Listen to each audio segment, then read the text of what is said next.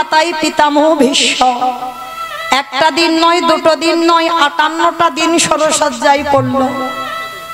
মনে রেখো মা, কোনোদিন কর্মফল ছাড়বে না। যে পিতামহ ভীষ্ম, যারা মহাভারত পড়েছেন বা জানেন, যাদের অভিজ্ঞতা আছে, এই পিতামহ ভীষ্ম বাবা কেমন সাধক ছিল। যাদেরকে কোলে পিঠে করে মানুষ করেছে বাবা, কিন্তু নিজে সংসারী নয়। যারা মহাভারত পড়েছেন বা জেনেছেন, ভীষ্ম কি সংসার করেছে? করেনি। কেন করেনি? শুধু বাবার সুখের জন্য সারা জীবন তার নিজের সুখ বিসর্জন দিল। হ্যাঁ, বাবার সুখের জন্য সন্তান হলে হবে না মা। 10টার সন্তানের দরকার নেই, একটা ছেলে যেন ছেলের মতো ছেলে হয়। এই পিতামহ ভীষ্ম কেমন ছেলের কর্তব্য পালন করেছিল। ছোটবেলার নাম ছিল দেবব্রত। এই দেবব্রত জীবন কাহিনী যারা জানেন, এই দেবব্রতকে যদি কেউ একবার অনুকরণ করতে পারো, বুঝতে পারবে বাবা সংসারে থেকে বৈরাগ্য পালন করা যায়। সংসারে থেকে বৈরাগ্য পালন করতে হবে, কারণ মা কলিযুগে তো সন্ন্যাস নিষিদ্ধ। কেউ পারবো না সংসার ধর্ম ত্যাগ করে। আর সব থেকে বড় কথা কি, বাবা মাকে কাঁদিয়ে রেখে যদি তুমি মঠ মন্দিরে গিয়ে উঠে পড়ো, তাহলে সেটা কি তোমার ধর্ম হলো বলে মনে হয়? কখনো না। কোনদিন হাজার জীবনে যদি কোটি কোটি জনম তুমি কৃষ্ণ বলে কাঁদো, তুমি কৃষ্ণ পাবে না। কেন? জীবিত ভগবানকে সেবা করতে শেখো। আর জীবিত ভগবান তো যে যার ঘরের বাবা মা। হ্যাঁ, তাহলে সেই বাবা মাকে কাঁদিয়ে যদি তুমি বাবাজি হয়ে যদি মঠে বাস করো, কোনোদিন তুমি কৃষ্ণ ভজনের অধিকার পাবে না। আগে জীবিত ভগবান সেবা করো, তারপরে তুমি ভজনের অধিকার পাবে। হ্যাঁ, যদি সেই বাবা মা কৃষ্ণ ভজনে বাধা দেয়, তাহলে তুমি ত্যাগ করো। সেই বাবা মাকে ত্যাগ করা বাঞ্ছনীয়। যেমন ত্রেতা যুগে ভরত করেছিল মা কৈকেয়ীকে ত্যাগ। ত্যাগ করেছিল কেন? ভজনে বাধা দিয়েছিল। রামকে 14 বছর বনে পাঠালো। তাহলে ওই রকম মাকে ত্যাগ করো। আর ত্যাগ করলে কোনোদিন তোমার ভজন নষ্ট হবে না, কোনোদিন অপরাধ হবে না। এমনকি শাস্ত্র বলছে বাবা, কৃষ্ণ রুষ্ট হলে গুরু রাখিতে পারে, আর গুরু রুষ্ট হলে কৃষ্ণ রাখিতে না। আমরা পাই, কিন্তু মনে রেখো, সেই গুরুদেবও যদি কৃষ্ণ ভজনে বাধা দেয়, সেই গুরুকে ত্যাগ করে দাও। শাস্ত্র বিধান দিয়েছে কি বাবা? বলি রাজা শুক্রাচার্যকে ত্যাগ করেনি, বামন রূপী ভগবান এসেছিল। তাহলে এইগুলো অনুভব করতে হবে। যদি বড় দাদা হয়ে ছোট ভাইকে কৃষ্ণ ভজনে বাধা দেয়, সে ভাইকে দাদাকে ত্যাগ করে দাও। দিয়েছিল না বিভীষণ? রাবণের চরণ ত্যাগ করলো, রামের চরণে ছুটে গেল, সবকিছু লঙ্কা ত্যাগ করে দিল চিরজনমের মতো। তাহলে গ্রন্থ বলছে, যদি কৃষ্ণ ভজনে সে যে কেউ হোক, এতে তোমার অপরাধ হবে না। কিন্তু বাবা মা যদি রাজি থাকে, কৃষ্ণ ভজন কর আমার কাছে বসে, তা সত্ত্বেও যদি তুমি বাবা মাকে ত্যাগ করে দিয়ে মঠ মন্দিরে গিয়ে বসবাস করো, তাহলে তোমার কোনো জীবনে কৃষ্ণ ভজন হবে না, হতে পারে না।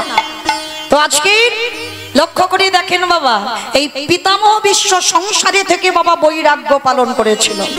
মানে কোলে পিঠে করে ওদের 100 জন ভাই, এদের 5 ভাই কোলে পিঠে করে মানুষ করেছে। মানে দাদু হয়ে যে কাজগুলো করে ভীষ্ম করেছিল। কিন্তু সেই ভীষ্ম সংসারে থেকে বৈরাগ্য কিরকম পালন করতে হয় মা, শিখে নাও। আমি বলে যাই চরণ ধরে, সংসারী আছো তো? আমরা এখানে অনেকে সংসারী, আমিও সংসারী। সংসারে থেকে বৈরাগ্য কিরকম না, বিষয়েষু অনাসক্তি। বিষয়ের প্রতি আসক্তি থাকবে না। ভালো করে মনে রাখবেন মা, কোন বিষয়ে যেন আসক্তি না থাকে। বিষয় বলতে কি শুধু জায়গা জমি গাড়ি বাড়ি এইগুলো বিষয় না। মহাপ্রভু এই বিষয়ের কথা বলেনি।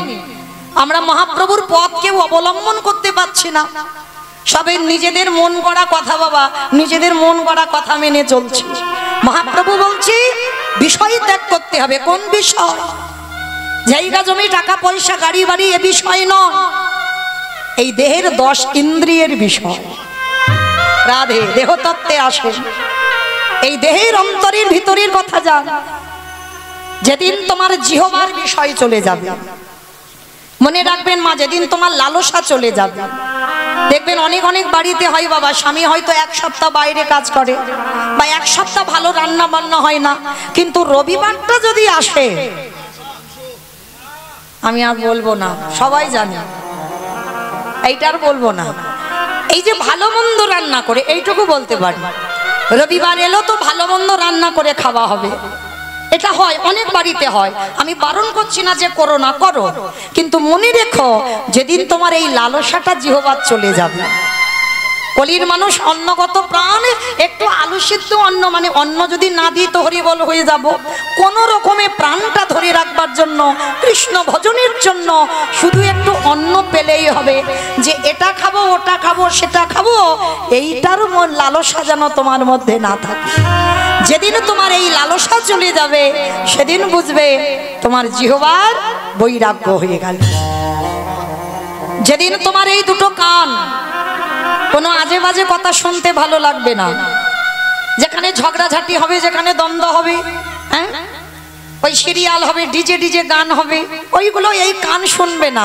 এই কান কোথায় একটু সাধু সঙ্গ, ভক্ত চরণ, কোথায় একটু ওই ভাগবত পাঠ, কোথায় একটু ভগবানের নিয়ে আলোচনা হোক, বন্ধু বান্ধবরা বসে যেখানেই বসি না কেন ভগবানের নিয়ে আলোচনা হোক, কান যেদিন ওই দিকে যাবে সেদিন জানবে তোমার কানের বৈরাগ্য হয়ে গেছে, আর অন্য কিছু শুনতে ভালো লাগে না কান।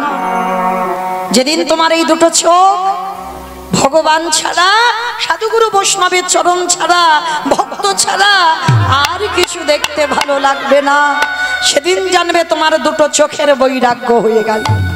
যেদিন তোমার দেহ সকল স্পর্শ থেকে দূরীভূত, মানে আমাকে কোনো পুরুষ স্পর্শ করলো কি নারী স্পর্শ করলো আমি বুঝতে পারছি না, আমার মধ্যে সেই অনুভূতি টান নেই, চলে যাবে, সেদিন জানবে তোমার এই দেহের বৈরাগ্য হয়ে গেল। যেদিন তোমার মন সকলে চিন্তা থেকে দূরীভূত, আজকের কীর্তনে বসেছি, কীর্তন শুনবো, কালের চিন্তা কাল হবে, ওই যে ছেলে মেয়ে বড় হবে ওদের জন্য টাকা জমাতে হবে, একটা বড় 3 তলা বাড়ি করে দিতে হবে, এই ভাবনা ভক্তের থাকবে না। আজকের আছি, আজকের পেয়েছি, আজকের প্রসাদ পাবো, ব্যাস, কালের চিন্তা কাল হবে, কালকের চিন্তা আজকের আমি করব না। যার জন্য বাবা গোবিন্দ ঘোষে অগ্রদ্বীপের মাটিতে নির্বাসন বিষয়, যেদিন তুমি সংসারের মধ্যে থেকে বাবা এই বিষয়গুলো ত্যাগ করে দিতে পারবে, সেদিন জানবে তুমি কৃষ্ণ ভজনের কিঞ্চিত অধিকার অর্জন করেছ। আর একটা কথা মনে রাখতে হবে, ভগবান চিনবে চরণে, ভক্ত চিনবে নয়নে।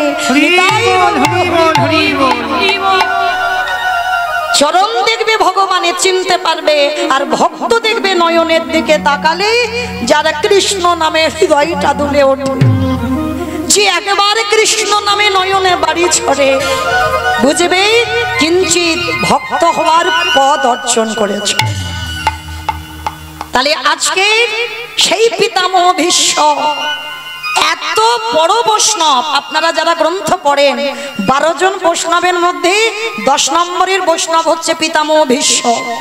তাহলে সেই পিতামহ ভীষ্ম দেবব্রত 58টা দিন সরসজ্জায় পড়ল কেন? কেই গমায়েরা, একটা পায়ে সূক্ষ্মাতি সূক্ষ্ম কাঁটা যদি ফোটে কিরকম ব্যথা হয় অনুভব করেন ভীষ্মের জায়গায় বসে। পায়ে যদি একটা সূক্ষ্ম কাঁটা ফোটে কিরকম ব্যথা, মানে পাটা টনটনিয়ে ব্যথা হয়, ওই কাঁটাটা তুলে দেবে তবু বাবা 2-4 দিন ব্যথা। তাহলে ওইটুকু কাঁটাতে যদি এত ব্যথা লাগে, আর পিতামহ ভীষ্ম একটা স্বরের উপরে শয়নে ছিল। তৃতীয় পাণ্ডব অর্জুন কুরুক্ষেত্রের মাঠে 10 দিন যুদ্ধের পর একটা বান মেরেছে বাবা, সর্ব অঙ্গে বান মারা, সেই স্বরের বিছানাতে শয়নে আছে, কিন্তু মরতে পারছে না। কেন মরতে পারছে না? যুধিষ্ঠির মহারাজ গিয়ে বলেছিল, দাদু তোমার তো ইচ্ছা মৃত্যু, তুমি যদি মনে করো তাহলে মরতে পারবে, তাহলে তুমি কেন মরছো না? এবার মরে যাও না দাদু। আমরা আছি না সংসার জীবনে, অনেকে যখন কষ্ট পায় আমরা বেঁচে থাকতে শ্রাদ্ধ করে দিই, দেই না? পারাচিত্রি করে দিই যাতে মানুষটার কষ্ট না পায়, তাড়াতাড়ি মরে যায়। আত্মীয় পরিজন না এসে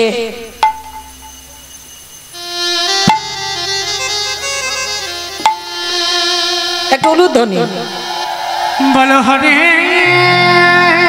কৃষ্ণ হরে কৃষ্ণ কৃষ্ণ কৃষ্ণ হরে হরে হরে রাম হরে রাম রাম রাম হরি বল হরি বল উলুধ্বনি জয়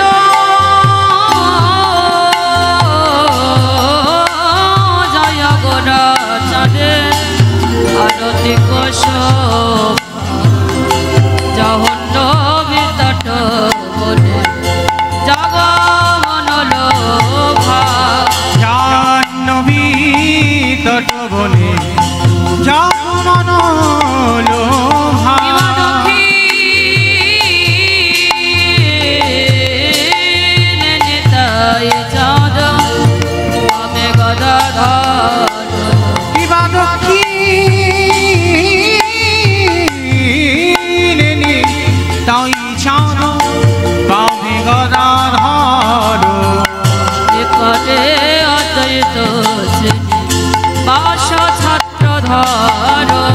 নিকটিয়া দ্বৈত শ্রীনিবাস ছাত্র ধর কিবা বসি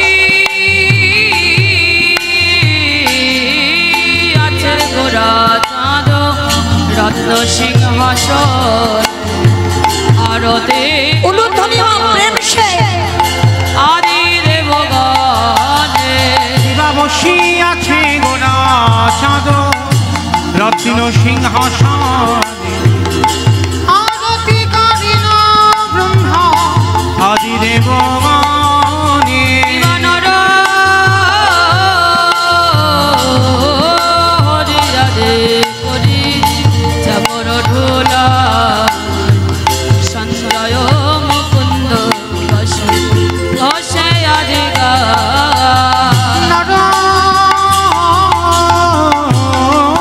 হরি আদি করি চামর ডোলাই সঞ্জয় মুকুন্দ বসু ঘোষ আদি গায় কিবা শঙ্খ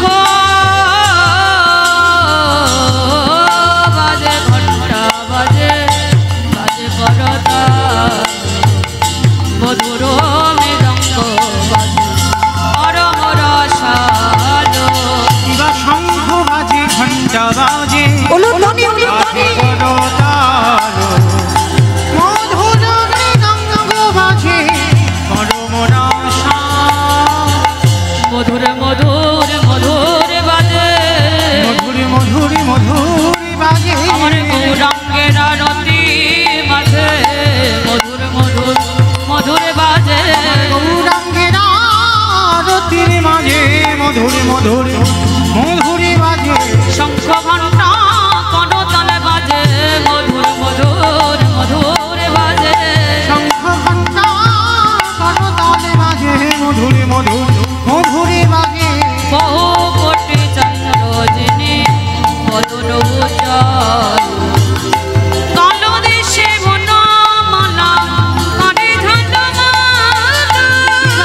নিতাই গৌর হরি আদর উজ্জ্বল কানন শিবন মালা হরে ঝলমালা ঝলে মলে ঝলে মলে করে ঝলে মলে ঝলে মলে ঝলে মলে করে গৌরাঙ্গের গামালা ঝলে মলে করে গৌর গলে বন ফুলের মালা ঝলে মলে ঝলে মলে ঝলে মলে আমার করে গদা ধরে রে গাথা মালা ঝলে মলে করে গদা হরি গাথা মালা ঝলে মলে ঝলে মলে ঝলে মলে করে আমার গদা ধরে রে গাথা মালা ঝলে মলে করে গদা হরি গাথা মালা ঝলে মলে ঝলে মলে ঝলে মলে করে বহু কোটি চন্দ্র বদন উজ্জ্বল কালো দেশে বনমালা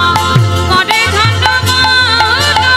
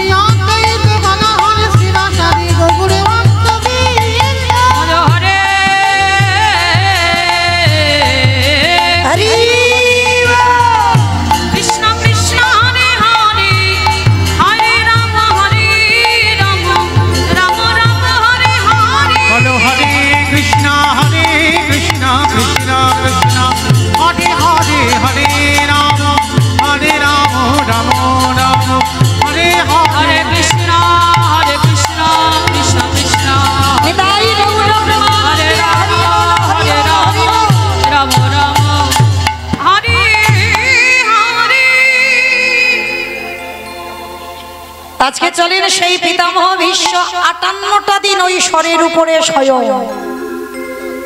তাহলে এইবার অনুভব করে দেখেন মা, পিতামহ ভীষ্মের মতো ব্যক্তি কি এমন অন্যায় করলো যার জন্য এত শাস্তি পেতে হলো?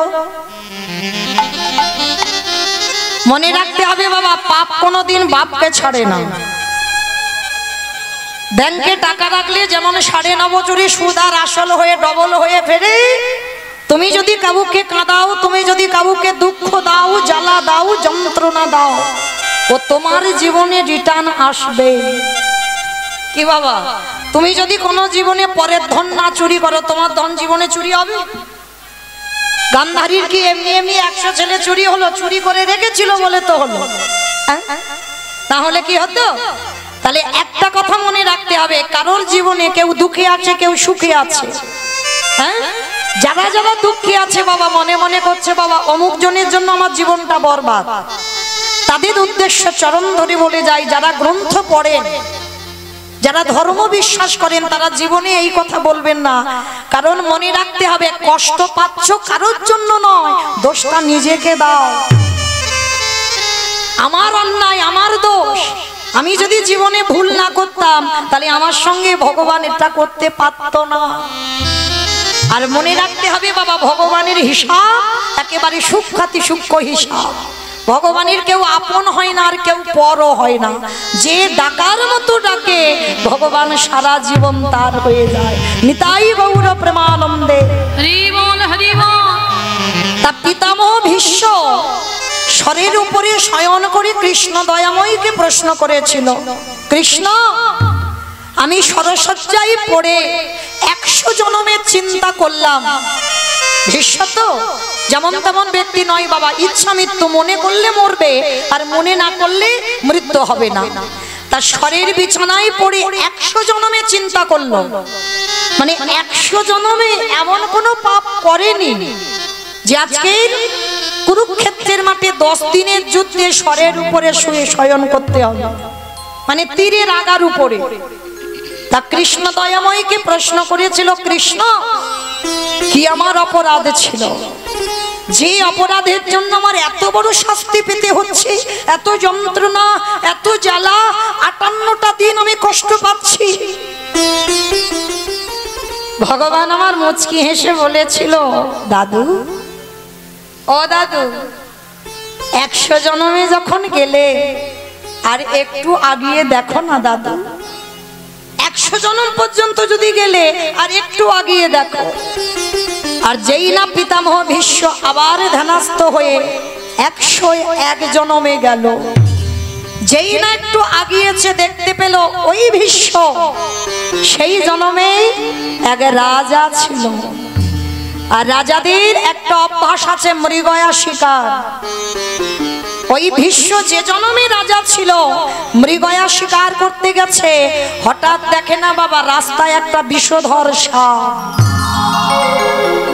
ভালো করে আস্বাদন করবেন মা, এইগুলো শোনার পরে না যদি কোনো কুকর্ম করতে যাও বাবা, পাটা 10 বার পিছনে আসবেই, যদি কেউ একবার জানে এগুলো। তা যেই না সাপটা পড়ে আছে, রাজা মনে মনে চিন্তা করলো, এই সাপটা রাস্তায় পড়ে আছে, যদি কারোকে দংশন করে। রাজা এক ভেবে করলো, কিন্তু সাপটা তো কোনো অন্যায় করেনি, কারণ তার তো আর খাট পালঙ্ক শ্বেত পাথরের ঘর করে দেয়নি ভগবান, তাকে বনে জঙ্গলে আশ্রয় দিয়েছে, রাস্তাঘাটে আশ্রয় দিয়েছে, সে কোনো অন্যায় করেনি। সাপ সাপের ধর্ম করেছে, কিন্তু রাজার ধর্ম তো ওটা নয়। রাজা কি করেছিল, তীরের আঘাতে করে সাপটাকে তুলে একেবারে দূর করে ছুড়ে দিয়েছে। আর যখনই ছুড়ে দিল, একটা ফণি মনসার গায়েতে সাপটা পড়ে গেল। আমাইরা ফণি মনসা বলো তো না কি বলো? আমরা ফণি মনসা বলি, ফণি মনসা। বেশ, কারণ সব জেলার ভাষা তো এক নয়, ওই জন্য জিজ্ঞেস করলাম। তা এই ফণি মনসার যারা দেখেছেন, গায়ে হাজার হাজার কাঁটা, ছোট ছোট কাঁটা ভর্তি, মানে তুমি যে গাছটাকে কোথায় ধরবে তুমি জায়গা পাবে না, এত কাঁটা। আর সেই কাঁটা গাছে ফেলে দিল সাপটাকে। আর যদি বাবা কেউ কাঁটাতে আটকে যায়, সঙ্গে সঙ্গে কি মৃত্যু হয়? সাপটা বাঁচবার জন্য যত নাড়াচাড়া করছে, ওই একটা একটা করে কাঁটটা তত ভিতরে চলে যাচ্ছে। অসহ্য যন্ত্রণা সাপটা, এত যন্ত্রণা হচ্ছে, এত জ্বালা, রক্ত মাটিতে ঝরে ঝরে পড়ছে। সাপটা তখনই কেঁদে কেঁদে বলল, প্রভু কি এমন অপরাধ করেছিলাম, কি এমন দোষ আমি করেছিলাম যে দোষের জন্য আজকের আমার এত বড় শাস্তি পেতে হচ্ছে। বলতে পারো আমার অন্যায়টা কি? আমি তো আমার ধর্ম পালন করেছি, আমি তো অধর্ম করিনি। কিন্তু ওই রাজা করেছে অধর্ম, আমি ওকে ছেড়ে দেব না। আমি ওকে এই মুহূর্তে অভিশাপ দিলাম। আজ আমি যেমন আমার সর্বাঙ্গ থেকে রক্ত ঝরে ঝরে মাটিতে পড়ছে, আমার সর্ব অঙ্গে যেমন কাঁটা বিধিগ্নি আছে, আমার প্রত্যেকটা অঙ্গ জ্বালা যন্ত্রণা হচ্ছে, ওই রাজাকে অভিশাপ দিলাম। আমি ক্ষুদ্র প্রাণ হতে পারি আমার, আমি যদি সত্যি ধর্ম পালন করে থাকি, আমি যদি অধর্ম না করি, আমি অভিশাপ দিলাম রাজন, তোমাকে আমার মতো করে এইভাবে কাঁটার উপরে পড়ে আমার মতো যন্ত্রণায় ছটফট করতে হবে হবে হবে। পিতামহ ভীষ্ম দেখা মাত্র চমকে উঠল। কৃষ্ণ, পেয়েছি পেয়েছি আমার অপরাধের খবর। আজ আমি বুঝতে পারলাম কেন আজকের আমার এই দুর্দশা। পঞ্চ পাণ্ডব বারবার বলছে, দাদু তুমি মরে যাও না, তোমার তো ইচ্ছা মৃত্যু, তুমি তো মরলে মরতে পারো, কিন্তু মরতে পারবে না। কেন? অপরাধ। দেখবেন বাবা, কেউ যদি যৌবনকালে শক্তি থাকতে অপরাধ করে ফেলে, সেই অপরাধ কবে মনে পড়ে? যেদিন মৃত্যুকালে বিছানায় পড়বে। এ হবেই। আমার কথা মিলিয়ে নেবেন মা। জীবনে কেউ যদি ঘোর অন্যায় করে থাকো, যেদিন মৃত্যু শয্যায় পড়বে, সেদিন ওই বিছানাতে পড়ে মনে মনে করবে যে আমি এই সময় এই অপরাধটা করে ফেলেছি। ভীষ্ম 58টা দিন হিসাব করছে কোন কোন অপরাধের ফল। সেই বাবা অম্বার সঙ্গে চালাকি করেছিল, তারও ফল। অম্বিকা, এদের একটা কাহিনী আছে। যাক বাবা, ওদিকে যাবো না, গেলে আর ফুরাবে না। এটাই মহাভারত বাবা। বলতে বলতে বাবা একটা একটা করে এমন জুড়ে যায় যে শেষ করা যায় না। তো যাই হোক, সারা রাতে ফুরাবে না। তাহলে সেই যে একটা একটা করে পাপের অনুতপ্ত হচ্ছে আজকে। তা যুধিষ্ঠির প্রশ্ন করেছিল, দাদু তুমি কেন মরবে না? বলে সব থেকে অপরাধ আমি আমার দ্রৌপদীর কাছে করে ফেলেছি। সব থেকে অপরাধ দ্রৌপদীর কাছে করেছিল দাদু ভীষ্ম। কি অপরাধ করেছিল বাবা আপনারা তো জানেন। যেদিন পাশাকালায় হেরে গেল, হ্যাঁ সেদিনই তো প্রথমে দাদুর কাছে সাহায্য চেয়েছিল, করেনি।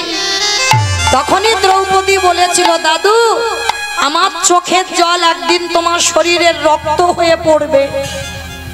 আজ বাড়ির কুলবধূর লজ্জা চলে যাচ্ছে, তুমি কিছু করতে পারছো না। আজকে সেই পিতামহ ভীষ্ম আজকের অনুতপ্ত হচ্ছে বিছানায় পড়ে, আর বিছানায় পড়ে বলছে, যুধিষ্ঠির এইবার আমি সিদ্ধান্ত নিয়েছি দেহ ত্যাগ করব, কিন্তু জানো যার আসবার কথা ছিল সে আসে। আমার সে কে গো? ভগবান কৃষ্ণ।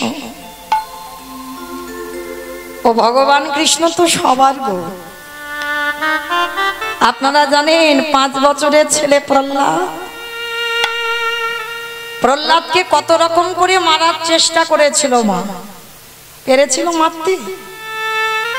পাগলা হাতির পায়ের তলায় ফেলে দিল, জ্বলন্ত আগুনে ফেলে দিল, বিষধর সাপের মুখে ফেলে দিল। শেষে বাবা সিদ্ধান্ত নিয়েছিল ওর মা মারবে ছেলেকে। কি মায়েরা কাহিনীটা জানেন তো? হিরণ্যকশিপুর বলেছিল কয়াধুকে ডেকে, কয়াধু সত্যি করে বলবে তুমি কাকে বেশি ভালোবাসো? আমার এই জায়গাটা একটু শুনবে। হিরণ্যকশিপুর কয়াধুমাকে বলেছিল কাকে বেশি ভালোবাসো, আমাকে না তুমি তোমার ছেলে প্রহ্লাদকে? আচ্ছা মা, আমি আপনাদের জিজ্ঞেস করি, বলেন তো কাকে বেশি ভালোবাসেন, ছেলেকে না স্বামীকে? দুজনকে, ওটা মন রাখা কথা, দুজনকে বললে তো হবে না, একটাই বলতে হবে। বলো ছেলেকে। বাহ, আমার বাবা ঠাকুর বললেন ছেলেকে। কি গো মায়েরা, যে মা দিল ব্যথা সে মা রইল কোথা? হ্যাঁ, বেশিরভাগ মা বলবে ছেলেকে বাবা। এখানে এতগুলো আমরা মা আছি, আমিও একজন মা, তাহলে আমরা বলবো ছেলেকে। কিন্তু কয়াধুমা এক বাক্যে বলেছিল আমি আমার ছেলে নয়, আমি আমার স্বামীকে ভালোবাসি। আচ্ছা মা বলতে পারবেন যেটা আমরা বলছি সেটা কয়াধুমা বললো না কেন? প্রহ্লাদ যার জীবন ছিল, যার প্রাণ ছিল, সেই কয়াধুমা বলল আমি আমার ছেলের থেকে হিরণ্যকশিপুরকে বেশি ভালোবাসি। কেন বলল? কয়াধু তো সতী নারী ছিল গো। হ্যাঁ, কয়াধু জানতো যে ছেলেকে পাগলা হাতির পায়ের তলায় বেঁধে দেয়, যে ছেলের মৃত্যু হয় না, যে ছেলেকে জ্বলন্ত আগুনে ফেলে দেয়, সে ছেলের মৃত্যু হয় না। যে ছেলেকে পাহাড় থেকে ফেলে দেয়, যার মৃত্যু হয় না। যে ছেলের বিষধর সাপের মাঝখানে ছেড়ে দেয়, ছেলে মরে না। কয়াধুমা জানতো আমার ছেলের সঙ্গে কেউ নেই, কিন্তু তার হরি বন্ধু তার কাছে আছে। কেমন মা দেখো, কেউ নেই আমার ছেলের সঙ্গে, আমি নেই, ওর বাবা নেই, যারা কেউ নেই, কিন্তু তার হরি বন্ধু তো আছে। যার জন্য কয়াধু বলেছিল আমার ছেলের আমার দরকার নাই, কিন্তু আমার স্বামী যে বড় অসহায়, আমার স্বামীর কাছে কেউ নেই, তাই আমি যদি সত্যি সত্যি সাথী হই, আমি আমার স্বামীর পক্ষ নিলাম। বাহ বাহ কয়াধু বাহ, তুমি আমায় এত ভালোবাসো। তবে কয়াধু তুমি যখন এত ভালোবাসো, যাও তোমার প্রহ্লাদ 3 দিন খাইনি, তুমি একটু খাইয়ে দিয়েছো। স্বামী, তুমি তো আমার প্রহ্লাদ হরিনাম করেছে বলে তাকে কারাগারে বন্দি করেছো, আর তুমি বলছো আমি আমার প্রহ্লাদকে খাওয়াতে যাব। হ্যাঁ, আমার আজকের একটু কষ্ট হলো, ছেলেটা 3 দিন 3 রাত তো কিছু খাইনি। যাও তুমি খাইয়েছো। কি দিয়েছে? স্বামী নাড়ু তৈরি করেছে, এই নাও তোমার প্রহ্লাদকে খাইয়েছো। স্বামী, এই নাড়ু তুমি কি দিয়ে বানিয়েছো? শোনো কয়াধু, এই নাড়ুর বাইরে আছে মাখন, আরে ভিতরে আছে কালকুট বিষ। চিৎকার করে বলল স্বামী,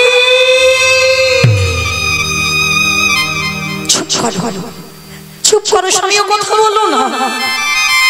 আমি মা, আমি মা হয়ে আমি কি করে আমার ছেলেকে বিষ খাওয়াবো? কয়াধু, এই না তুমি বললে তুমি আমারে বেশি ভালোবাসো, আর আমারে যদি বেশি ভালোবাসো তাহলে আমার আদেশ, তুমি এক্ষুনি তোমার ছেলেকে বিষটা খাইয়ে এসো।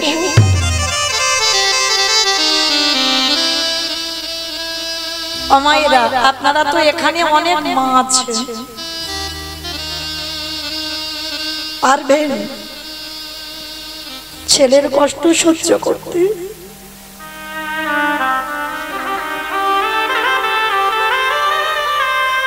ছেলে যদি অসাক্ষেতে বিষ খায়, দেখা যায় কোন মা খাবারের সঙ্গে বিষ মাখিয়ে ছেলেকে খাওয়াতে পারে?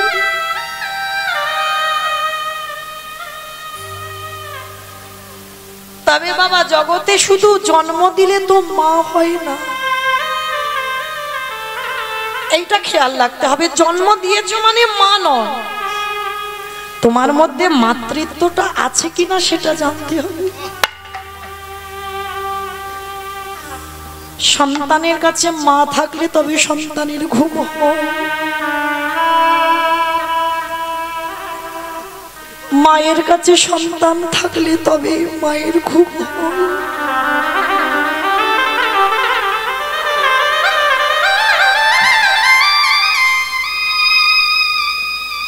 এই মা এমনই একটা বস্তু বাবা, যার মা চলে যায় সে জগৎ সংসারে চির কাঙাল হয়ে যায়। ভালো সবাইকে বাসে, ভালো সবাই বাসবে তোমার ছেলে, কিন্তু একজন মার মতো করে নয়। কয়াধো মা নাড়ুটা নিয়ে গেছে প্রহ্লাদকে খাওয়াবে, বিষের নাড়ু। ছেলে প্রহ্লাদ 3 রাত কিছু খায়নি, 3 রাত সূর্যের মুখও দেখেনি। কারাগারের ভিতরে প্রহ্লাদ আর মা কয়াধু দরজার ধারে নাড়ুটা নিয়ে গেছে, বিষের নাড়ু। স্বামীর আদেশ পালন করতে হবে। কেমন মা দেখো, নাড়ুটা যেই না নিয়ে গেছে, প্রহ্লাদ কারাগার থেকে দেখেছে মা এসেছে, আর কারাগারের ভিতর দিয়ে একেবারে ষষ্ঠাঙ্গে দণ্ডবত প্রণাম। প্রথম মাকে প্রণাম, প্রণাম করে প্রথম দাঁড়িয়ে প্রশ্ন করলো, মা ও মামা, আমার বাবা কেমন আছে গো?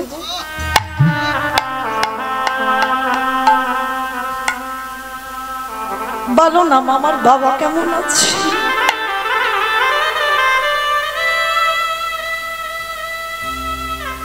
কয়াধু মা বলল, খোকা, যে বাবা তোকে এত কষ্ট দেয়, এত জ্বালা দেয়, এত যন্ত্রণা দেয়, তুই কিনা আমাকে দেখে প্রথম জিজ্ঞাসা করছিস তোর বাবা কেমন আছে? তোর কি দিয়ে গড়া রে দেহটা? ছোট্ট 5 বছরের প্রহ্লাদ বলল, মাগো, কে বলেছে আমার বাবা আমারে কষ্ট দেয়? আমার বাবা আমাকে কষ্ট দেয় না, বাবা আমায় দুঃখ দেয় না। মাগো, কত চেতনা দেখো, কত জ্ঞান ওইটুকু ছেলে। মাকে বলছে, মা, সুখ দুঃখ দেবার মালিক একজন, সে হলো আমার হরি বন্ধু। নিতাই গৌর প্রেমানন্দে। কে সুখে থাকবে কে দুঃখে থাকবে সে বিচার আমার ভগবান করে, আমার বাবা নয়। মাগো, আমার বন্ধু চেয়েছে যে আমি 3 রাত খাবো না, 3 রাত সূর্যের মুখ দেখবো না, কারাগারে থাকবো, তাই তো আমি আছি। মা, তুমি শুধু শুধু আমার বাবাকে দোষ দিও না। ও মামা, আমার মনে হচ্ছে তুমি আমার জন্য কিছু খাবার এনেছো। ও মা, আমি 3 দিন কিছু খাইনি গো, খুব খিদে পেয়েছি।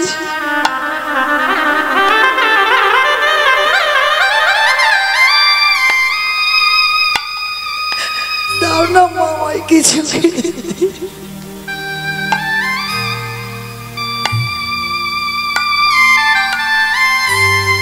ওরে খোকা,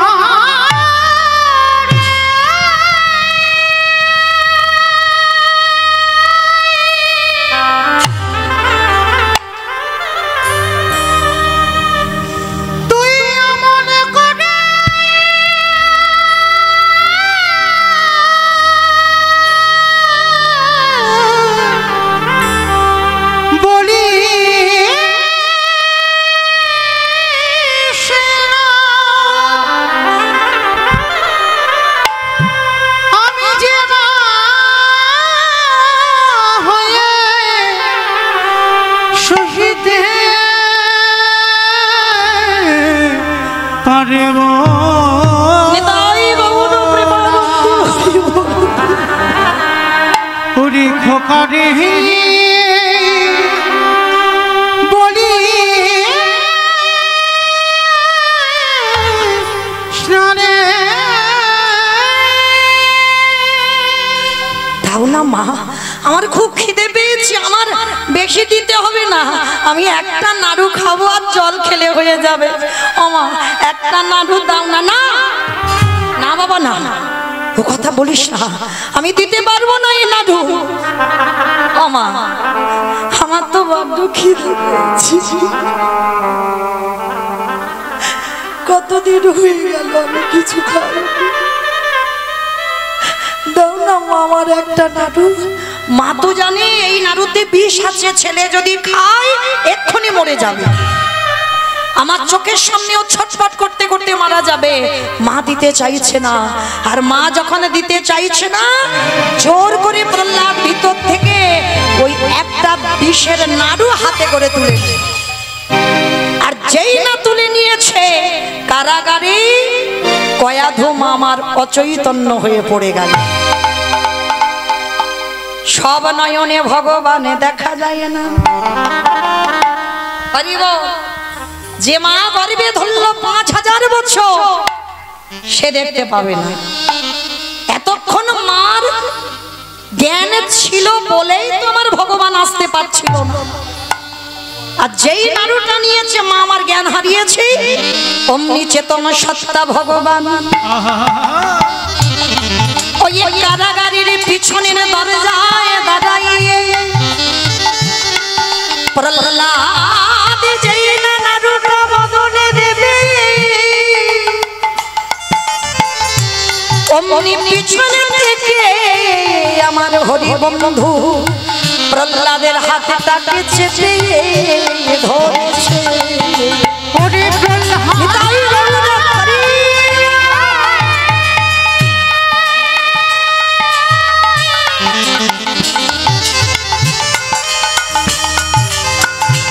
ওরে জগতে সবাই আমায় ভালোবাসে বটে, কিন্তু তোর মতো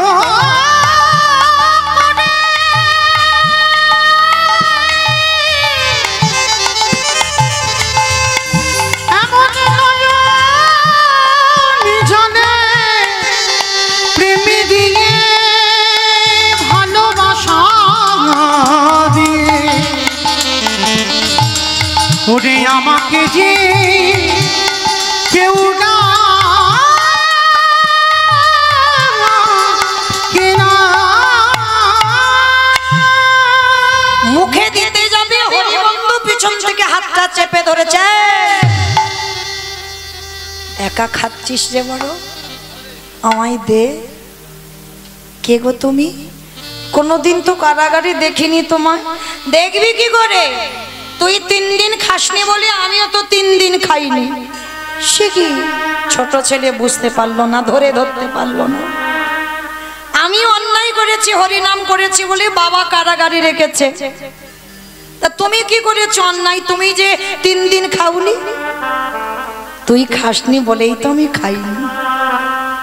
ভক্ত যেদিন সেবা দেয় সেদিন প্রসাদ পায়,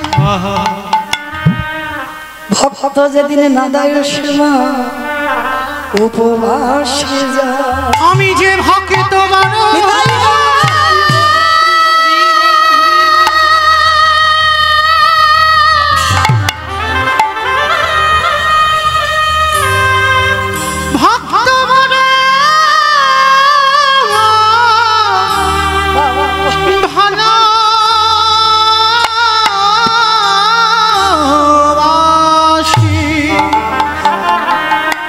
আমি যে ভক্ত ছাড়া রহিতে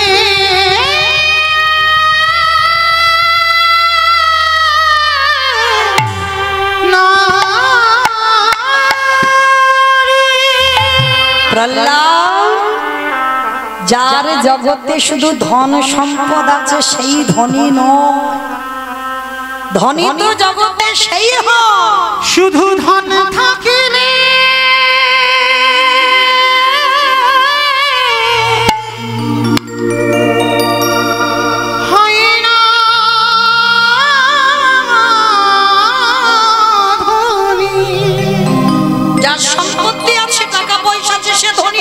কৃষ্ণ ধান যার নাই হিয়া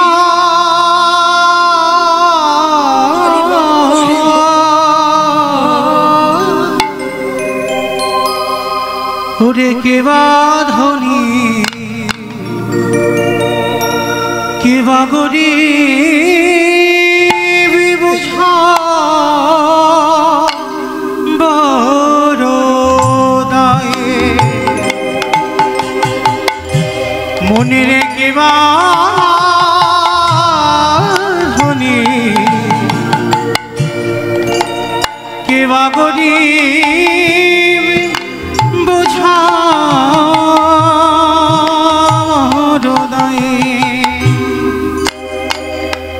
কৃষ্ণ ধান যা ভরা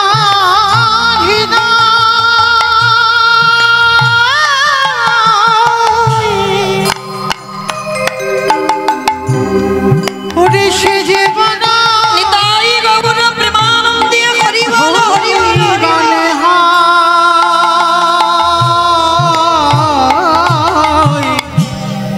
মনে রে তার সাথে কি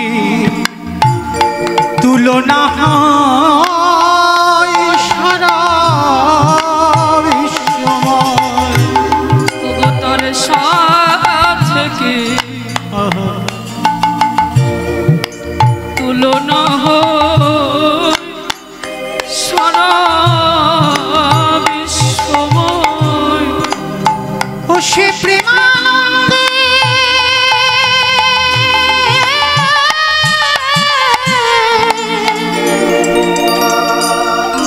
ভেসে ভেসে নিতাই গৌর প্রেমানন্দে হরি সে বল প্রেমানন্দে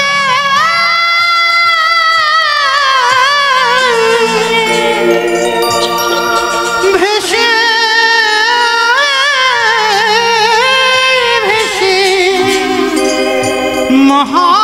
মহানন্দে ঢেউ খেলা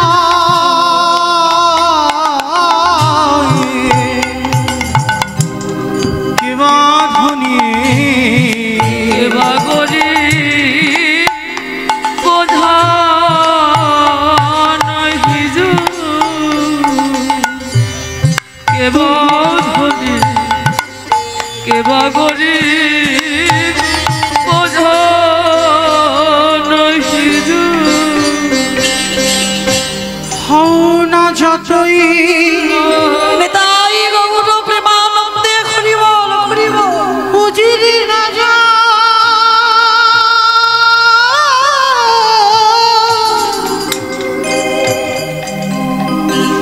ওই শ্মশানে ঘাটে তোমারই একই সাজা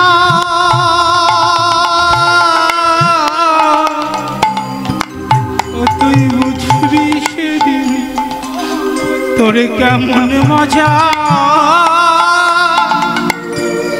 তারে দুনিয়ায়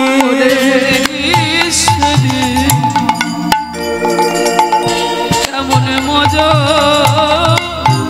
আরে দুনিয়া তাই তো সময় থাকতে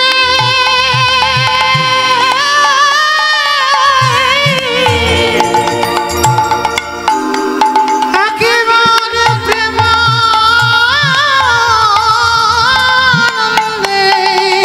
তাই সময় থাকতে নিতাই গৌর হরি বল হরি বল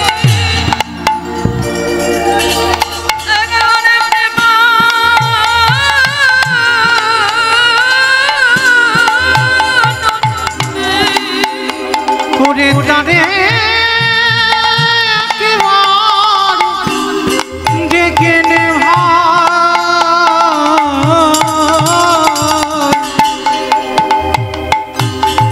কেবা ধনী কেবা গরিব বোঝা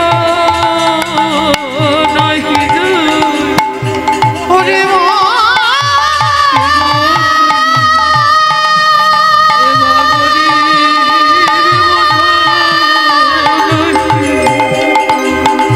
কেবা গরিব বোঝা পাগল কেবা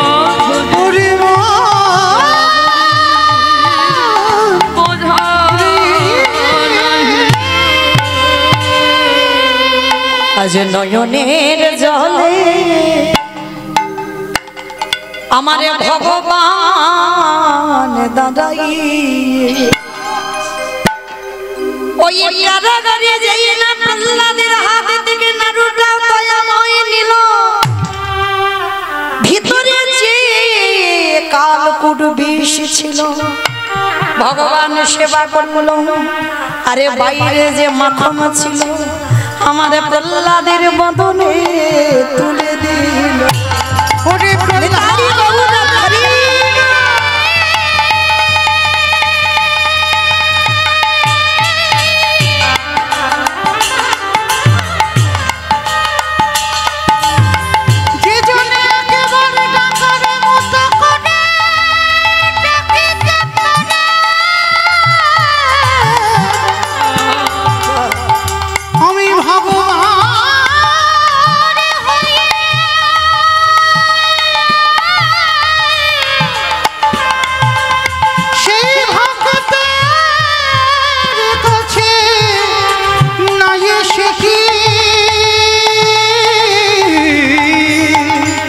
ওরে না এসে কি থাকিতে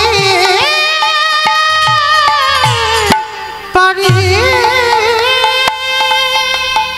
তাহলে কারাগারের মধ্যে ভগবান এসে ভক্তের সামনে ঢাল হয়ে দাঁড়ালো বিষ সেবা করে মাখন প্রহ্লাদকে দিল আজকের ভীষ্মের কাছেও ভগবান দাঁড়ালো ভীষ্ম আমি জানি তুমি দেহ ত্যাগ করবে বলো তুমি কি চাও মরার আগে ভগবান যদি এসে বলে কি চাও আমরা কি চাই ভগবান কত চাওয়া পাওয়া আছে আমাদের আমার ছেলের একটা চাকরি দাও একটা বাড়ির ঘর বাঁধিয়ে দাও আমি যেন ভালো থাকি সংসার যেন ভালো থাকে কই কজন ভক্ত বলবেন ভগবানের কাছে প্রভু এই জগতে আমার শত্রু মিত্র যেই থাক সবাই যেন ভালো থাকে এই রকম ভক্ত জগতে দুর্লভ ভজনের পথে নামতে গেলে আগে সবার ভালো চাও তোমার একার ভালো নয় আমি কষ্ট পাই কিন্তু জগতে সবারই যেন ভালো হয় আজকে সেই ভীষ্ম বলল প্রভু মৃত্যুর সময় একবার তোমাকে সেই রূপে আমি দেখতে চাই কোন রূপে বৃন্দাবনের কৃষ্ণ রূপে না দ্বারকার কৃষ্ণ রূপে না তাহলে মথুরার কৃষ্ণ রূপে না তাহলে কোন রূপে হে দয়াময় যদি একান্ত আমার সামনে তুমি দাঁড়াতে চাও আমি মথুরার কৃষ্ণ রূপে দেখতে চাই না ওই দ্বারকার কৃষ্ণ রূপে দেখতে চাই না বৃন্দাবনের কৃষ্ণ রূপে দেখতে চাই না ওমা সবাই তোমার বৃন্দাবনের রূপ দেখে গোপবেশর বেণুকর শ্যাম নব কৈশোর নটুব ওই রূপ আমায় পছন্দ করে আর তুমি বলছো বৃন্দাবন নয় মথুরা নয় দ্বারকা নয় তাহলে কোন রূপ দয়াময় কুরুক্ষেত্রের রণাঙ্গনে যে রূপ তুমি ধরেছিলে ভীষ্ম তুমি কুরুক্ষেত্রের রূপ দেখবে আমি অর্জুনের সারথি হয়েছিলাম ওই রূপ বলে হ্যাঁ হে দয়াময়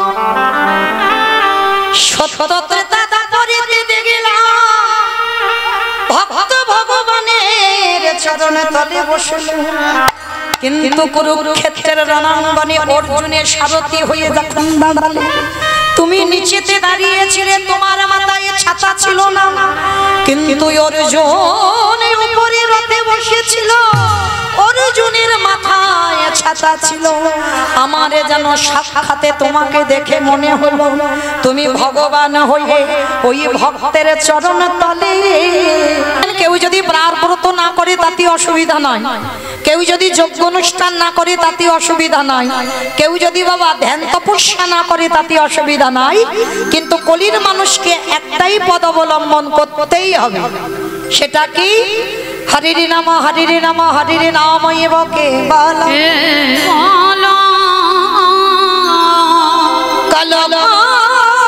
নাস্তে নাস্তে নাস্তে ভগতির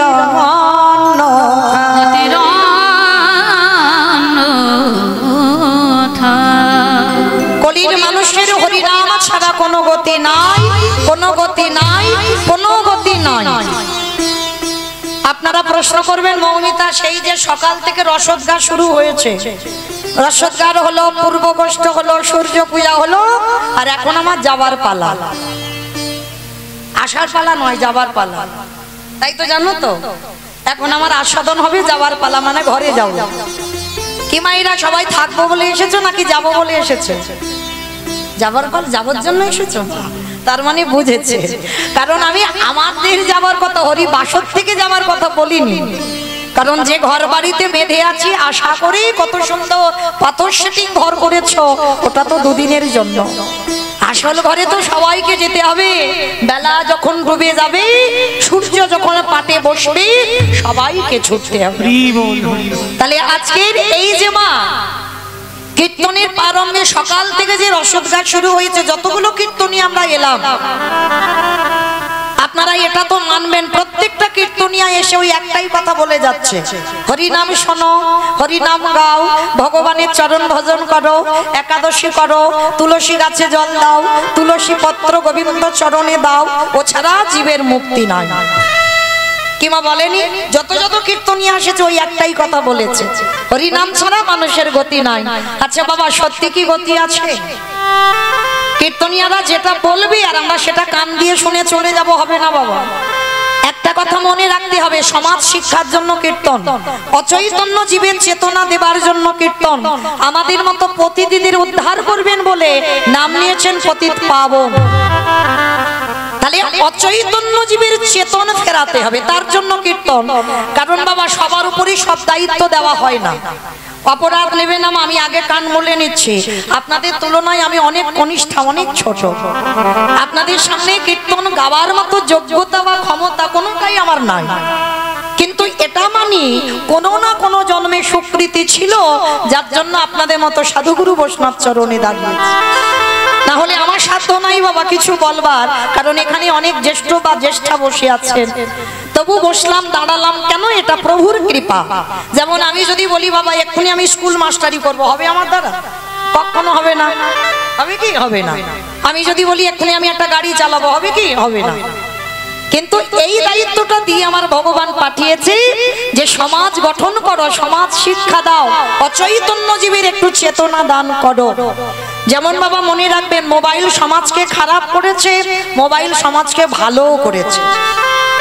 এবার যে যেভাবে নেবে, কেউ যদি খারাপের দিকটা নেয় বাবা সে সেদিকে যাবে, আর কেউ যদি ভালোর দিকটা নেয় তো সেদিকটা ভালোর দিকে যাবে।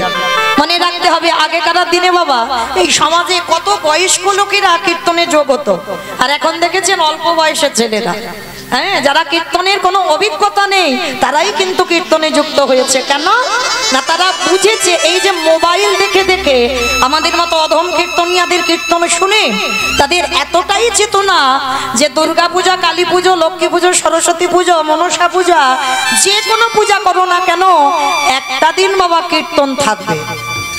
যাই অনুষ্ঠান হোক, শুধু মহোৎসবী কীর্তন নয়, মানে যে কোনো পূজা পার্বণেও কীর্তন হয়।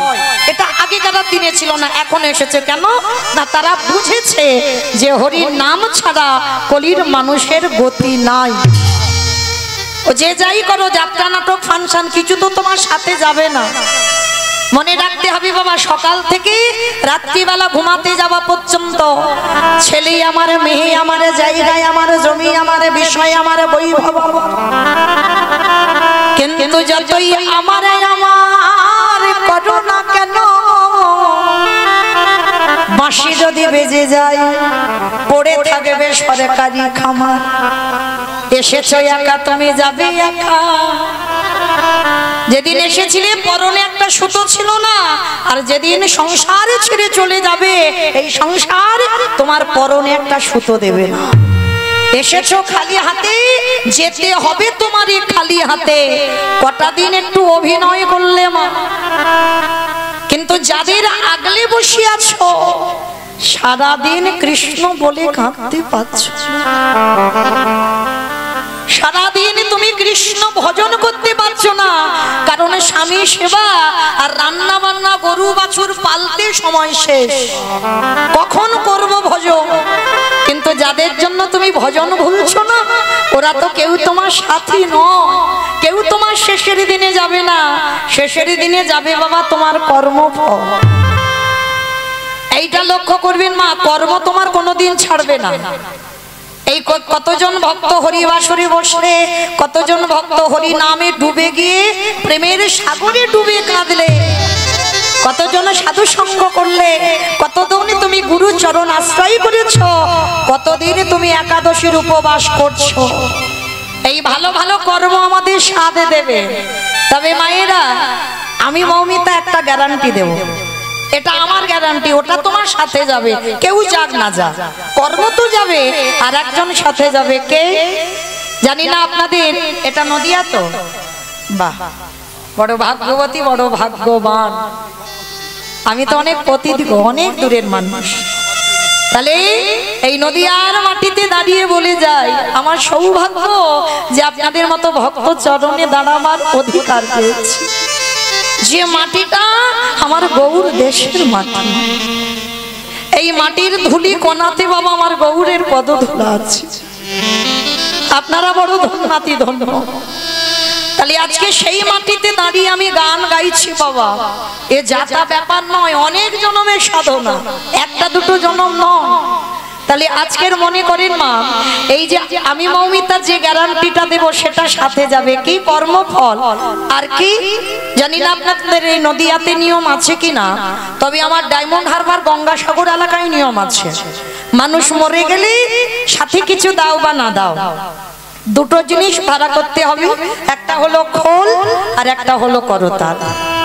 মহাপ্রভুর সঙ্গে কিন্তু রোল্যান্ড ছিল না, মহাপ্রভুর সঙ্গে হারমোনিয়াম ছিল না, বেহালা ছিল না, ছিল কি?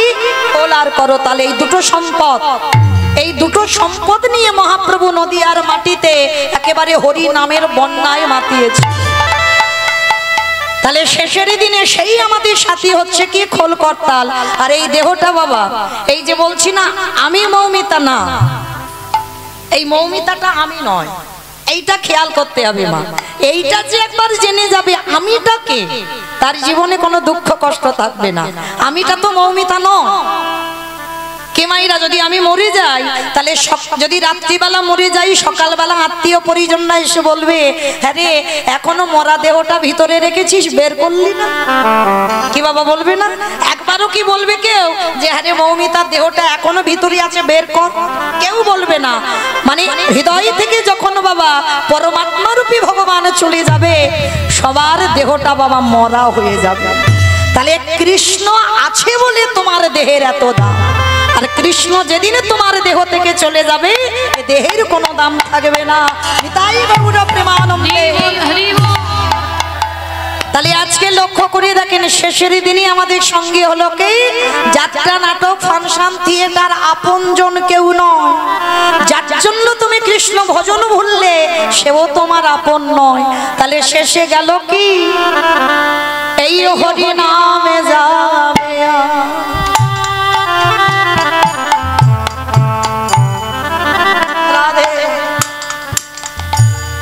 আমাদের পচা দেখো,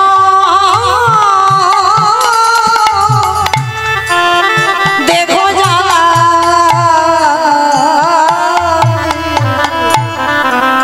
যেদিন তুমি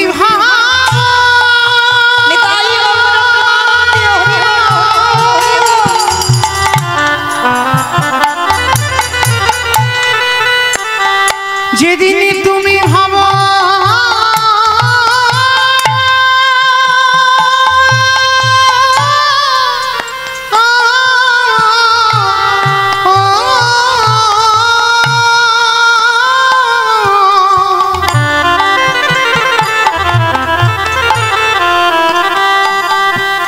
যেদিন তুমি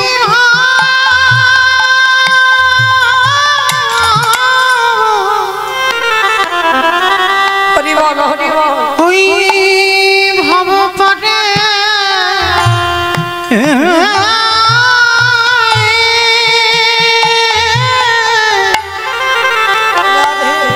পরে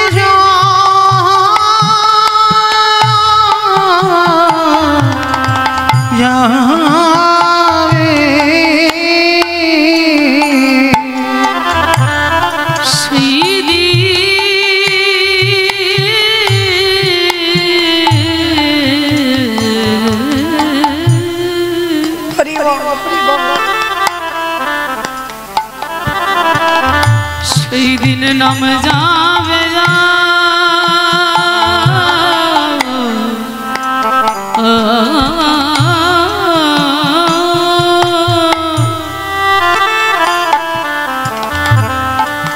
এই পচা দেহ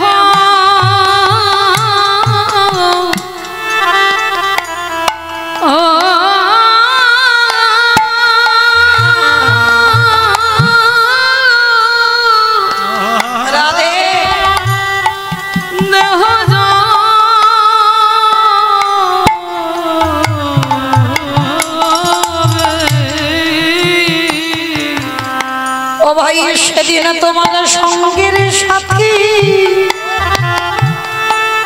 সাথী কেউ থাকবে না যেদিনে খোঁচা ছেড়ে হরি বল হরি বল প্রাণ পাখি চলে যাবে ও ভাই তোমরা যতই কাটো সব আমার সেদিন আমার গলেতে কেহ রবে না। সবাই আমরা এলাম খালি হাতে যাব খালি হাতে শুধু মিছে বয়া ওরে রইল হে দয়াময় আমাদের কারোর কৃষ্ণ ভজ কারোর হলো না কৃষ্ণ বলে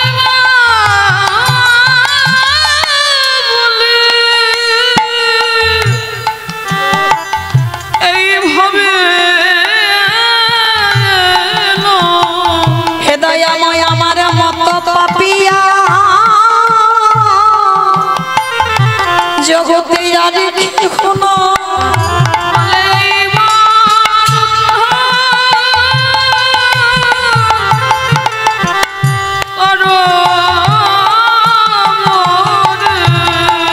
তোমারই ওই চরণে আশ্রয় নিলাম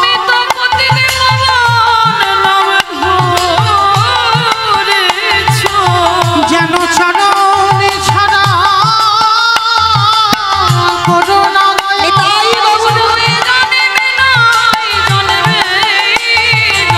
আমি যে ওই চরণে অভিলাষী যেন চরণে ছাড়া করুণা দয়া যেন চরণে ছাড়া করুণা দয়া তোমার ওই চরণে আশ্রয় দিও ওই চরণে আশ্রয় দিও সেদিন নামে যাবে এই পচা দেহ যাবে কৃষ্ণ ভজিবার তরে সংসারে আয়ন সংসারেতে আইলু ওগো মিছে মায়ায় বদ্ধ হয়ে সবাই বৃক্ষ সম হয়ে বৃক্ষ হইলু শিশুকালে কৃষ্ণ ভজে কৃষ্ণ পাবার আসে কৃষ্ণ বাবা রাশি ওগো যৌবনেতে কৃষ্ণ ভজে আসে মানায় আসে বৃদ্ধকালে কৃষ্ণ ভজে জমের তরাসে হরি বল হরি বল কে গো মায়েরা কথাটা সবাই জানি সবাই বুঝি কিন্তু অনুভব কেউ কোনোদিন করেছো শিশুকালে কৃষ্ণ ভজে কৃষ্ণ পাবার আসে শিশুকাল মানে ভজন যদি করতে হয় বাবা সকাল সকাল করতে হবে সকাল গড়িয়ে গেলে ভজন হবে না আবার এদিকে বাবা মহাজনীরা বলছেন কুড়ি ফুলে গোবিন্দ সেবা হয় না। ভালো করে বিচার করে দেখেন, এটাই হচ্ছে কীর্তন। এই কীর্তন বিষয়টা বাবা একটু নারকেলের মতো। এই নারকেল দেখেছো মা? নারকেল দেখেছি তো, বাইরে একটা খসা আছে, বলে তা দেখবো না গ্রামাঞ্চলের মানুষ। তাই নারকেল যারা দেখেছো বাইরে একটা খসা, খসাটাকে ছাড়ালে কি নারকেল পাবে? স্বাদ কোনোদিন পাবে না। ও বাইরের থেকে বাবা ভিতরে আরো শক্ত বেশি। সে শক্তটাকে ভাঙতে হবে। নারকেলের শ্বাসটা যদি টেনে ছাড়াতে পারো, যদি আস্বাদন করতে পারো, তাহলে বুঝবে তুমি নারকেলের স্বাদ কেমন। নিতাই বাবুর প্রেমানন্দে হরি বল, হরি বল, হরি বল। তাহলে বিষয়টা কেমন হলো? কীর্তন বিষয়টা নারকেল। কেন বললাম নারকেল? মনে রাখতে হবে বাবা, তলিয়ে যেতে হবে। উপর থেকে কীর্তন শুনলে রস পাবে না, আর যত কীর্তন শুনতে বসে ভিতরে যাবে তত রস আস্বাদন হবে। হ্যাঁ, একটু অনুভবের বিষয় এই কীর্তনটা। তো আজকের এই যে মা শিশুকাল বলছে ভজন করতে হবে সকাল সকাল, আবার একদিকে বলছে কুড়ি ফুলে গোবিন্দ সেবা হয় না। মানে একদিকে বাবা বাস্তবটা রাখবো, একদিকে দেহ তত্ত্বে মিলিয়ে নেন। কারণ আমার লীলাটাই তো বাবা একেবারে তত্ত্ব মিশ্রিত লীলা, তাই না? একদিকে থাকবে লীলা আর একদিকে থাকবে দেহ তত্ত্ব, দুটোকে মেলাতে হবে। হ্যাঁ, আমাদেরও যে উত্তর গোষ্ঠ সেটা তো আমাদের মেলাতে হবে দেহের সঙ্গে। কেমন? আমাদের জীবনে পূর্ব গোষ্ঠ হয়েছে, আমাদের সবার জীবনে উত্তর গোষ্ঠ হবে। প্রত্যেকের জীবনের রাসের বাঁশিও বাজবে। শুধু বাবা বৃন্দাবনে ভগবান ব্রজঙ্গনাদের রাসলীলার বাঁশি বাজিয়ে ডেকেছিল না, প্রত্যেকের জীবনের রাসের বাঁশি বাজবে। দেখবেন মা, হয়তো বিকালবেলা আমি এই কপালে টিপটা পড়েছি, সিঁদুরটা এখন সিঁথেতে দেওয়া হয়নি, এক চোখে কাজল টেনেছি, এক চোখে এখন দিইনি। ওই সময় যদি আমার নাম ধরে বাঁশি বাজে, হরি বল, হরি বল, আমি কি বলতে পারবো যে আমার এক চোখে কাজল পড়েছি, এক চোখে পড়িনি? এখন আমার ছেলেটা বাড়িতে আছে, ছেলেটার কাছে যাইনি, ওর কাছে যাই তবে তোর বাঁশির ডাকে যাব, হবে না। বৃন্দাবনে ব্রজগোপীদের বংশী ধ্বনি করে ডাকলো, কোন ব্রজগোপীর দেহ যায়নি, কারণ পরমাত্মার সঙ্গে জীবাত্মার মিলনই হলো রাস। এই বাহ্যিক জগতের কোনো কিছু মানুষের মতো দেহের মিলন, একটা নৃত্য হলো, সেটা রাস নয়। জীবাত্মা পরমাত্মার মিলনটা হলো রাস। তাহলে প্রত্যেকের জীবনে একদিন রাসের বাঁশি বাজবে। তো আজকে লক্ষ্য করে দেখেন বাবা, এই যে একদিকে থাকবে দেহতত্ত্ব, একদিকে থাকবে আমাদের লীলাটা। শিশুকালে কৃষ্ণ ভজে কৃষ্ণ পাওয়ার আসে, মানে ভজন করো সকালবেলা যদি ভগবান আসে। আবার বলছে কুড়ি ফুলে সেবা হয় না। কি মাইরা কুড়ি ফুল সেবা হয়? কুড়ি ফুল সম দেহতত্ত্বে মিলিয়ে দেখো বাল্যকাল কুড়ি ফুল। এই যে ছোট ছোট বাচ্চারা কীর্তন শুনতে বসবে মা, অত অভিজ্ঞতা আছে কি? অত বুঝবে না, বুঝতেও পারবে না। ওটা বলছে মহাজনেরা কুড়ি ফুল, ও ফুল সেবায় লাগে না। কারণ আমরা তো বাবা ধ্রুবের মা হতে পারিনি, আর আমরা প্রহ্লাদের মা হতে পারিনি। হ্যাঁ, 5 বছরের বয়সে এই দুটো ছেলে, ভাগবতে বলছে, আমি মৌমিতা বলছি না, ভাগবতে বলছি, এই দুটো ছেলে 5 বছরে কৃপা পেয়েছিল। কিন্তু এমনি এমনি না, বহু বহু জন্মের সাধ্য সাধনা ছিল বলে তবে তো 5 বছরে কৃপা। নিতাই গৌর প্রেমানন্দে হরি বল। তো আজকে লক্ষ্য করে দেখেন, এই যে বাবা শিশুকাল, তার মানে আমাদের সন্তানরা ধ্রুব নয়, আমাদের সন্তানরা প্রহ্লাদ নয় যে ওই ফুলটা গোবিন্দ সেবায় লাগবে। আর বাসি ফুল তো লাগেই না, সেটা আমরা সবাই জানি। কি গো মায়েরা, বাসি ফুল গোবিন্দ চরণে দাও।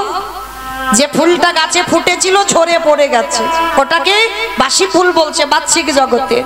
আর দেহতত্ত্বে একবার মেলান বাসি ফুল, দন্ত পড়ে যাবে, কেশ পেকে যাবে, চামড়া গুলো আলগা হয়ে যাবে। এ ফুল গোবিন্দ সেবায় লাগাবে না। কি বাবা, যারা আমরা গুরু আশ্রয় করেছি, স্নান করি আহ্নিক করতে বসলে বাবা শরীর অলস, অনেকক্ষণ সময় তো শরীর অলস হয়ে যায়, অতক্ষণ সময় নেই, ধৈর্য ধরে বসে থাকবো আসনে। জপের মালাতে জপ করবো, কখন শরীর অলস, ঘুম এসে যাবে।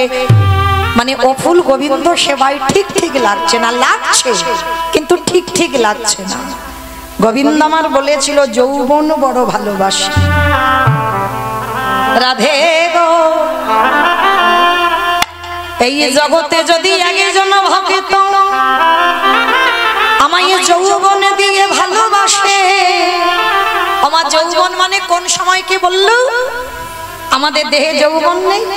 যেমন সকাল বেলায় দেখবেন সূর্য যখন ওঠে, সূর্যের তেজ হয় না, তেজ হয় তখন দেখবে সূর্য যদি গায়ে পড়ে রোদ, তখন খুব আনন্দ হয়, আরো ঠান্ডার সময় অতটা কষ্ট হয় না।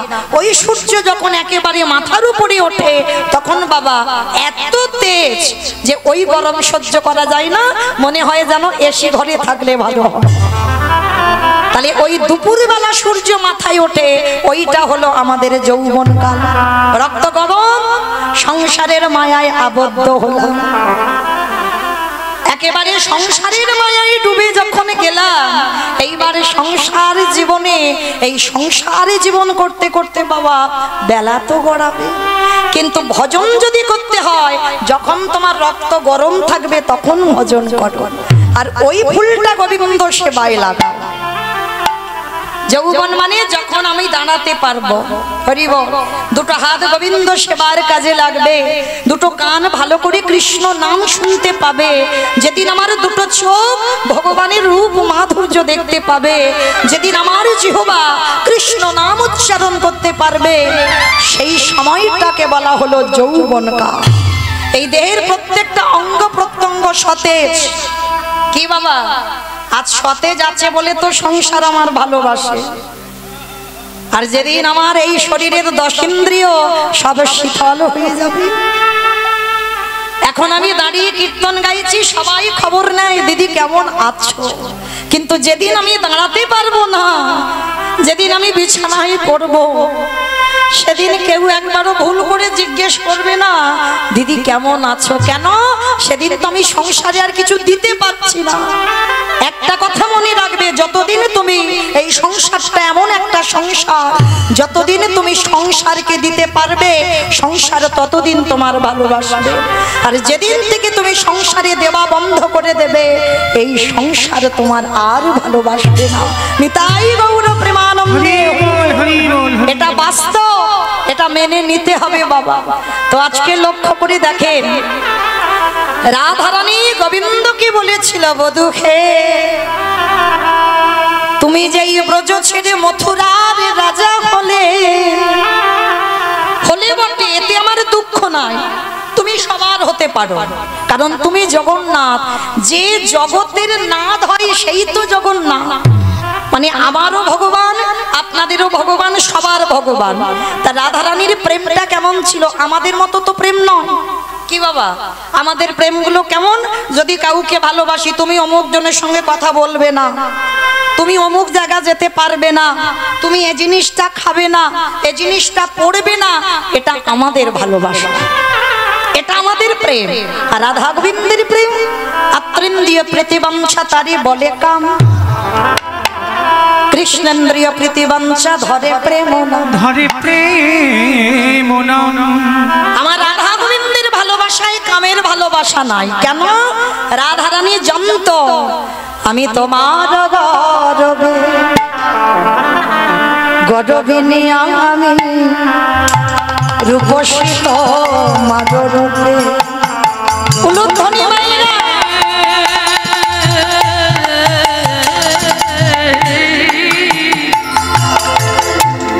আমি তোমার গরবে,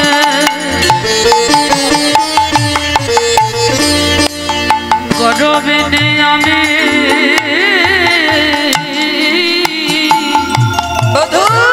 রূপসী তোমার লাগি। বলি হেন মনে করি অতটি চরণ, বলে হেন মনে করি অগবধূ হে,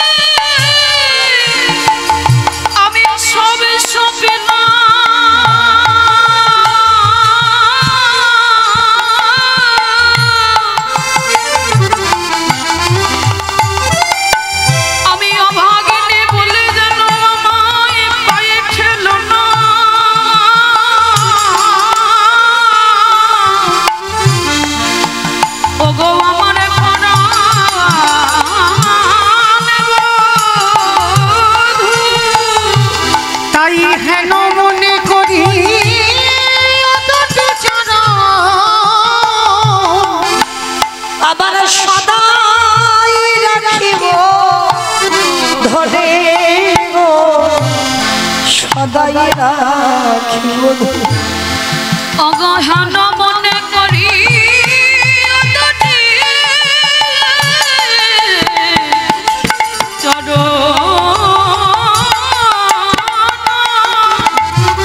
সদাই রাখিব ধরি গো সদাই রাখিব ধরি। তুমি অনেকের আশ্রয়ে এই কথাটা বলবার জন্য এই জ্ঞানদাসের পদাবলীটা গাইলাম। অনেকের আশ্রয় অন্যের জনা আমারও কে বলো তুমি। রাধারানী বলছে অনেকে তুমি সবার, তুমি কারোর একার নয়। অন্য জন আমারও কে বলো তুমি। বলি অন্তর বাহিরে ওকে প্রাণ আমার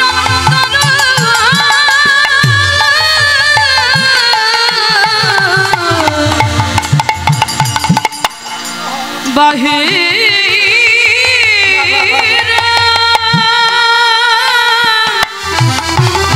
ওই প্রাণবধূ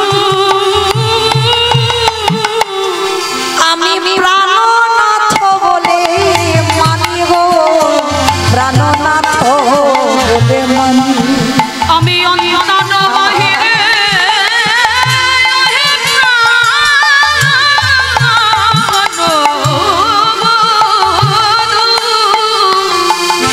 আমি প্রাণনাথ বলে মানি প্রাণনাথ। আস্তে এই হলো আমার রাধা গোবিন্দের ভালোবাসা। তুমি সবার হও তাতে আমার দুঃখ নাই, আমি তো জানি তুমি আমার প্রাণনাথ। তো এই যে ভালোবাসাটা রাধারানী বলছে ললিতা আমার বধূ যে চলে যাবে, যেদিন এই ব্রজে ফিরবে, সেদিনে যদি আমার দেহে যৌবন না থাকে, কত অনুরাগের কথা দেখো। গোবিন্দ ব্রজ ছেড়ে চলে গেছে 100 বছর, একটা দুটো বছর নয়। যারা মাথুর লীলা শুনেছেন রাধারানীর দশমী দশা, তাহলে গোবিন্দ চলে গেছে যে ফিরবে, কিন্তু যেদিন ফিরবে সেদিন যদি আমার দেহে যৌবন না থাকে, বলে বল সজনী রে আমি কি দিয়ে গোবিন্দের সেবা সেবা দিব। আমার যৌবনে যদি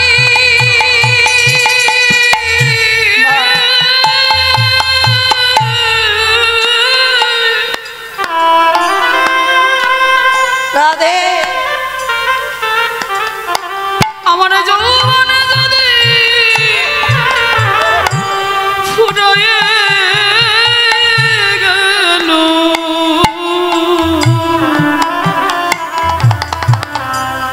আমি কি দিয়ে